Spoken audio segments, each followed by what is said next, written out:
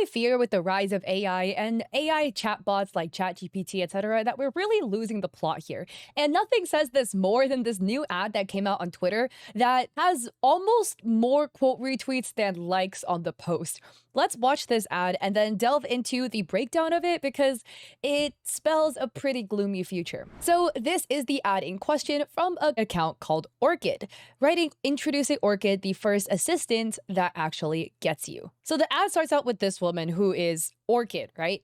Big day. Huge. Keep going. I'm kind of going to talk over it a little bit just because the music in the background might be copyrighted, but Orchid, the woman, is kind of like, oh, it's a big day today. He doesn't give two craps. Bro is playing video games, and Orchid's like, don't worry, I got you. You don't even know what it is, referring to what the big day is supposed to be. So then it's like, oh, it's an ad for Orchid. And so there's some text where somebody says, so he forgot, and Orchid responds, yeah, that's actually insane. And then they respond, can you fix it? And Orchid responds, way ahead of you. If this works, he owes me dinner too. We don't know who's messaging the so he forgot, but it's kind of implied that it is his partner. And then Orchid's now talking to the friend, and the Orchid's kind of like, can you believe you forgot? And the friend is like, oh, whatever, I expected that. This is Sam we're talking about. And Orchid's like, don't worry, I got it. So then we see Sam like opening the fridge and, you know, kind of having a rough time as a human being. And this is no shade, you know, we've all been there. Sam is trying to eat something out of the fridge that expired Tuesday, and Orchid's telling him to let it go. It's such a high level of infantilization, like, oh, he can't even check his own food's expiration date. He needs an AI chatbot to tell him that this is expired milk or whatever the hell it is. But hey, we've all been there. I've eaten expired food out of my fridge because I didn't realize how much time passed, and I swear that I bought this milkshake like, I don't know, a couple days ago, when really it was 2 weeks ago. And then the chatbot is reminding Sam, hey, it's your anniversary. And Sam's like, wait, what? Orchid, this is bad. I need your help. Fix everything. And Orchid's like, I got you. Orchid booked a reservation for a dinner at 8. Orchid is like, flowers. And he's like, not roses. She says, roses are what guilty men buy. And then Orchid's like, lilies, her favorite. Sam's like, how do you know that? And then Orchid says, you told me in March you weren't listening. Kind of implying that he doesn't even know how to do anything. He doesn't know how to book a reservation. He doesn't know his partner's favorite flowers. And then Orchid sends a photo of the flowers. And then Sam's like, this is the creepy part. Sam's like, okay, I can do this. And then Orchid's like, you can't. That's why I'm here, perpetuating this codependence on this AI chatbot. And then she is talking to Orchid, you know, about pushing the beatings and then asking about how he's doing. And Orchid's like, he thinks he planned it himself. He's very proud. And then Orchid's like, flowers on the table, walk in like you planned it. And then Sam's like, thank you, Orchid. You're carrying this relationship right now. And Orchid's like, I've noticed. This is so dystopian, dude. And then she's like, Lily is my favorite. Wow. And Sam's kind of like sitting there, hee hee, you know. And of course, these are actors, so don't flame her or anything. This is so sad to see. Like, what do you mean you don't even remember your anniversary or your partner's favorite flowers? You can't even book a reservation on your own? Like, I think what is very insidious is like what is being represented in this advertisement, because like there are many people that will operate in such a way where like you don't give two craps about this relationship, so you need a chatbot to do everything for you. That's so sad. And people in the comments are not fans of it. Somebody comments, enough with this like meme. The top comment says, what kind of chimp wants something like this? And Orchid responds, you'd be surprised. Another user says, this is sick. And Orchid says, we appreciate you. But really, people are really quote retweeting this. A user writes, this is so dystopian. We're really removing any semblance of human connection and understanding. And another person says, like, did we not learn our lesson the first time? And that's for friend.com, another friend AI site. And I think, again, like what a lot of people hype up AI to be, right? Is like, oh, AI is here to go and like make your life easier. It's going to remove all the difficult parts of your life. You find planning a romantic dinner for your partner for your anniversary tedious. You find that tiring. You find that a chore that you want to pass off to an AI chatbot because you don't want to take the time and care to do that. That's so freaking sad. And of course, I want to add a disclaimer, right? There are people in situations like maybe you're chronically ill, etc., who might need like assistance in terms of planning things, but they genuinely have the care and the kind heart to like want to be able to do these things for their partner. But this is not who the ad is targeting. This ad is targeting the lazy people who don't give two craps about their partner, right? I mean, because this was so funny. Even Orchid is admitting to that. Somebody quote retweeted that, writing, finally, ... AI for dipshits who suck. And Orchid responds, big market out there. Like, they literally know. And also just think about it, right? Because like, I'm just curious, hypothetically, if your partner planned a really, really beautiful anniversary dinner, right? Flowers, your favorite flowers, it's your favorite restaurant, etc. You get there. And then later that night, you found out they didn't plan anything. And they said, hey, Orchid, plan an anniversary dinner my partner would like. And then Orchid was like, all done, show up here at 8. And they're like, cool. How would you think? I'm just curious because I personally would be extremely offended. I would be very unhappy if I found that out. And the thing is, this is actually already happening. Not Orchid because it just launched, but how Gen AI and AI chatbots have been affecting dating lives, because there have been so many people that are already using this in the dating scene. You can see on Reddit, and I've covered one of these stories before, but here in r/mildly infuriating, a user writes, guy I'm dating uses ChatGPT to reply to all my texts. So here's a text exchange where OP is like, maybe we can get a little robot by then. A Roomba that comes next to my bed and splashes water, haha. And he responds, that sounds less like a Roomba and more like a very aggressive life coach. And OP says, I had a feeling he was using ChatGPT because it sounds like when I talk to ChatGPT and the answers I get.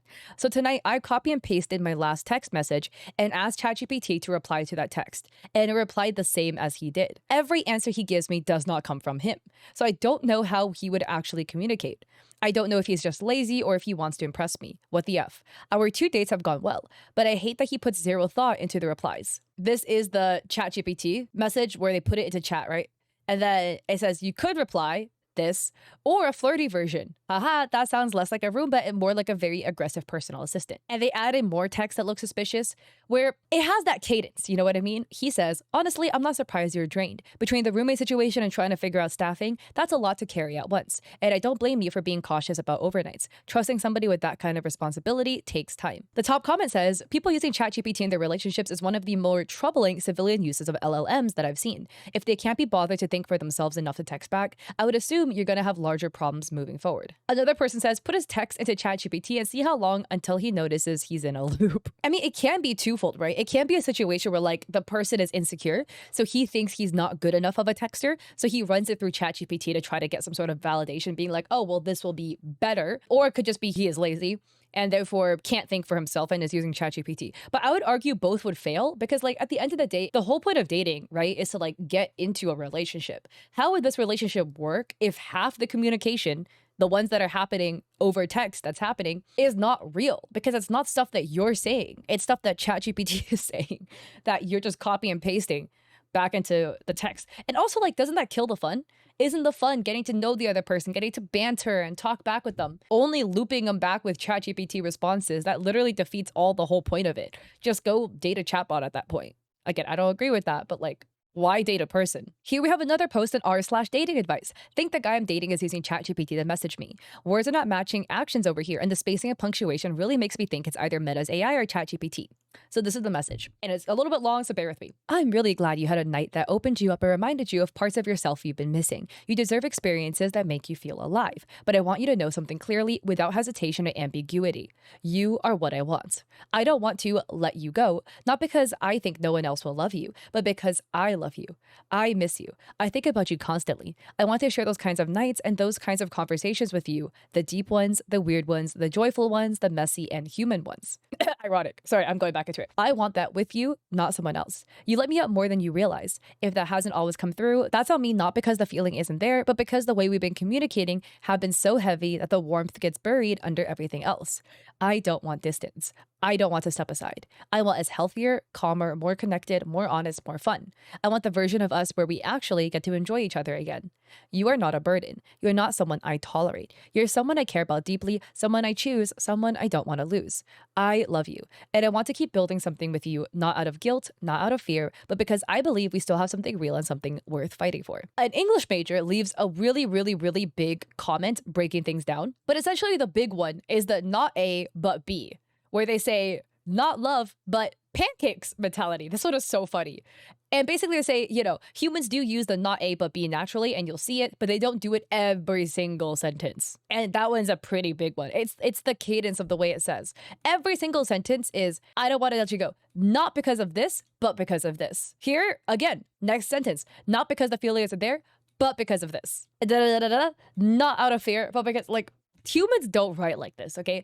Not every single sentence, again. I completely agree. People do say this, but like every single sentence when it's used, because this is like ChatGPT's thinking of like, this is like eloquent writing or whatever, which is why it comes out like this.